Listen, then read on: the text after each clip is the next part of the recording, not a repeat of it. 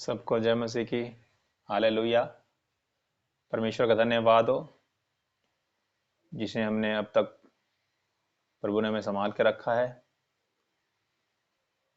प्रभु की दया ही है जो हमें हर दिन सांसें देती है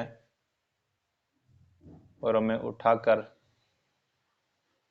अपने के कार्य को जो परमेश्वर ने हमें दिया है उसे करने में उत्साहित करती है। तो आज हम एक मकसद के साथ, एक उद्देश्य के साथ ये वीडियो बना रहे हैं। तो हम चाहते हैं कि आप भी उस उद्देश्य में शामिल हो, क्योंकि ये काम जो है ये प्रभु का काम है।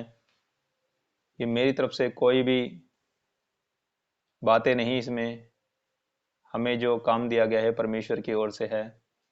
तो आप भी इस कार्य में शामिल हो सकते हैं। तो हम चाहते हैं कि जो हमें परमेश्वर ने बोझ दिया है उस बोझ के साथ हम आगे बढ़ें। तो जो आने वाली जो 2023 को 1 जनवरी से हम फास्टिंग चैन उपवास रखना चाहते हैं, जो पर डे 366 दिनों तक ये उपवास चलेगा। जो हमें इस उपवास के लिए लोगों की ज़रूरत है। एक एक लोग पर डे उपवास करना उनको पड़ेगा और प्रार्थना करनी पड़ेगी, तभी हम जो सुसमाचार का द्वार है हमारे लिए वो परमेश्वर खोलेगा।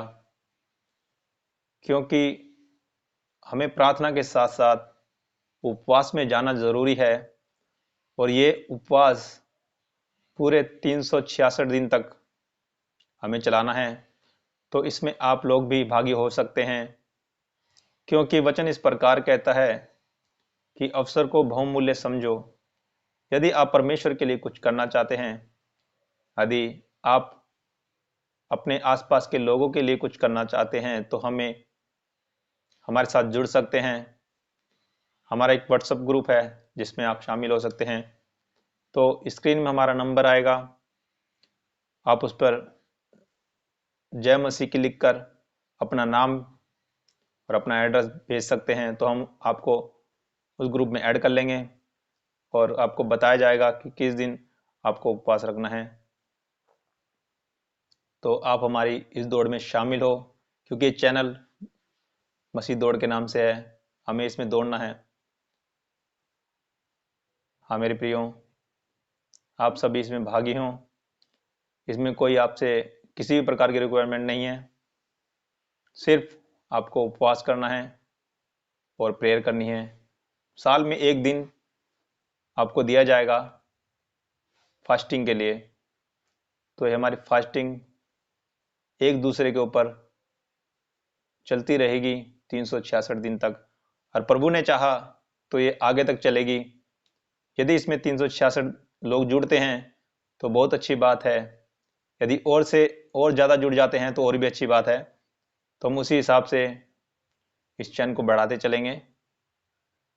तो प्रभु आप सभी को आशीष दे।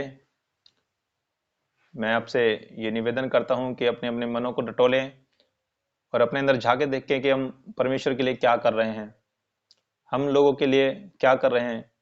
क्योंकि वचन इस प्रकार कहता है, हर एक अपनी ही हित की नहीं परंतु दूसरे के भी हित की चिंता करे। तो हमें औरों की भी चिंता करनी है। जो लोग मसीह में नहीं हैं उन लोगों के लिए हमें फास्टिंग प्रेयर करनी है, ताकि हम शैतान के सारे कामों को बांध कर परमेश्वर के लिए कार्य करें। क्योंकि उपवास में बहुत सामर्थ्य है। विश्वास हम करते हैं, विश्वास के साथ कर्म भी करना बहुत जरूरी है।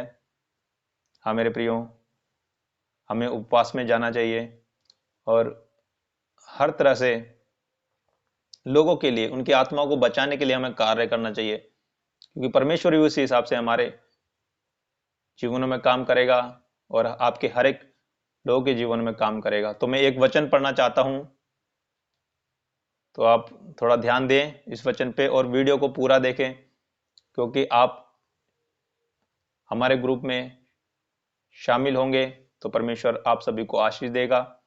और जिसकी परमेश्वर अगुवाई करे, आप हमारे ग्रुप में शामिल हो।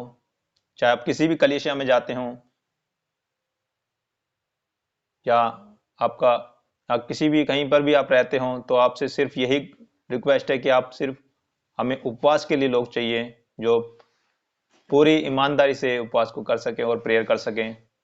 उन लोगों के लिए जो इस उपवास में शामिल हैं, उनके परिवार वालों के लिए प्रार्थना कर सकें।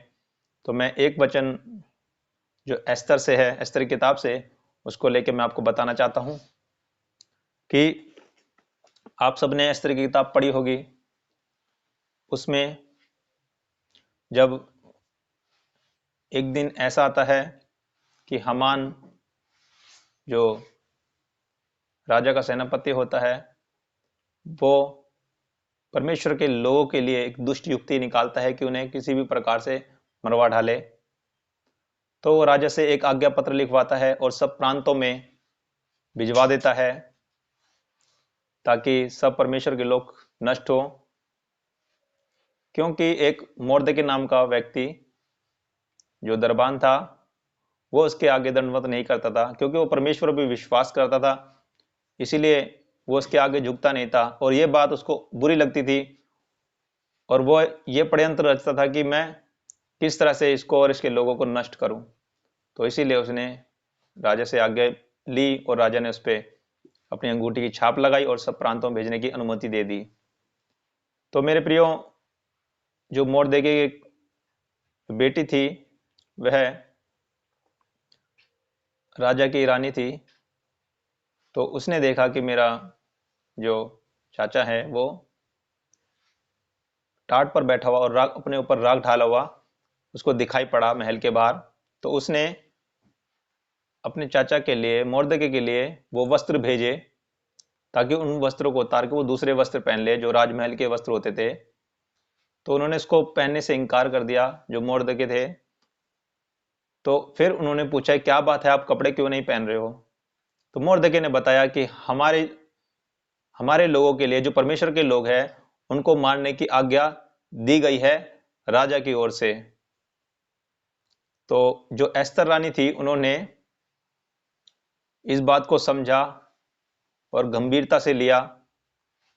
तो फिर उन्होंने फिर से अपने जो उनके खोजे थे, जो उनकी सेवा करते थे, उनसे कहलवा भेजा मोर्दके के पास कि मैं राजा के पास 30 दिन से बुलाई नहीं गई हूँ। यानी कि वो 30 दिन हो गए थे राजा के पास, वो नहीं जा पाई, ना राजा ने उसे बुलाया। यदि कोई बिना आज्ञा राजा के आगे जाता है तो राजा से, वहां के जो सेनापति होते हैं जो राजा के आसपास, उसे मार डालने की आज्ञा होती है। तो इसीलिए उसने मोर्दे को बताया कि मैं बिना आज्ञा राजा के पास कैसे जा सकती हूँ, अगर मैं जाऊंगी तो मुझे मार डालेगा। क्योंकि सबको यही बात पता थी कि कोई भी बिना आज्ञा के जाता है तो वो मार डाला जाता है। तो मोर्दके ने उसे बोला कि तू यदि अभी चुपचाप रही तो परमेश्वर किसी और उपाय से अपने लोगों को बचाएगा और उनका उद्धार करेगा, मगर तू अपने घराने और पिता समेत नष्ट होगी। क्या जाने परमेश्वर ने इसी समय के लिए तुमको रानी बनाया। तो हाँ मेरे प्रियो, जब मोर्दके ने बोला कि जाकर राजा से गिड़गिड़ाकर विनती करे, तो उसने, एस्तर रानी ने एक स्टेप लिया। उसने राजा के आगे गिड़गिड़ाकर नहीं, बल्कि उसने परमेश्वर पर विश्वास रखा और उसने कहा कि तुम 3 दिन और 3 रात उपवास रखो, और मैं भी अपनी सहेलियों समेत उपवास रखूंगी। और मोर्दके को बताया कि तुम प्रांतों में जाओ और इसका समाचार सुनाओ कि उपवास रखे लोग।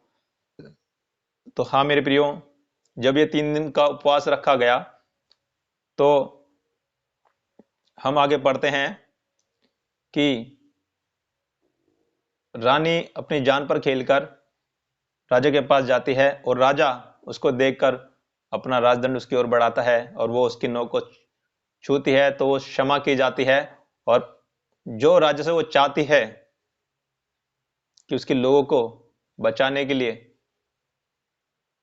जो उसने उपवास रखा था वो सफल होता है, क्योंकि जो दुष्ट हामान होता है वो उनके जातियों के लिए, परमेश्वर के लोगों के लिए गड्ढा खोदता है, और परमेश्वर उस उपवास के द्वारा, उस प्रार्थना के द्वारा जो उस टाइम लोगों ने की थी, उल्टा उसी को उसी गड्ढे में ढाला। जो 50 हाथ का खंबा मोर्दगे के लिए बनाया गया था, उसी पर उसको टांगा गया। तो परमेश्वर का वचन हमें बताता है कि प्रार्थना और उपवास में कितनी सामर्थ है। तो हाँ मेरे प्रियो, आज हम प्रार्थना तो करते हैं मगर लोगों के मनों को नहीं बदल पाते, लोगों के हृदय को नहीं बदल पाते, लोगों को परमेश्वर के करीब ला नहीं पाते हैं। क्यों नहीं ला पाते? क्योंकि हम सिर्फ प्रार्थना करते हैं। आज हमें प्रार्थना और उपवास की बहुत जरूरत है। हम ज्यादा से ज्यादा आत्मा बचाएं और परमेश्वर के करीब लोगों को ला सकें, क्योंकि जब तक हम उपवास नहीं करेंगे तब तक हम शैतान के कामों को नाश नहीं कर सकते, उसके अधिकार को नाश नहीं कर सकते।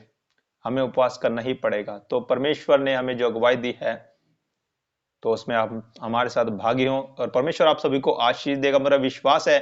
और मेरा विश्वास है कि परमेश्वर हम सब लोगों के द्वारा, जो हम उपवास करते हैं उसके द्वारा, परमेश्वर लोगों को आने में मदद करेगा और शैतान के कामों को नाश करेगा। तो आप हमारे नंबर्स में मैसेज करें, हम आपको अपने ग्रुप में ज्वाइन करेंगे। सबको धन्यवाद, सबको जय मसीह की।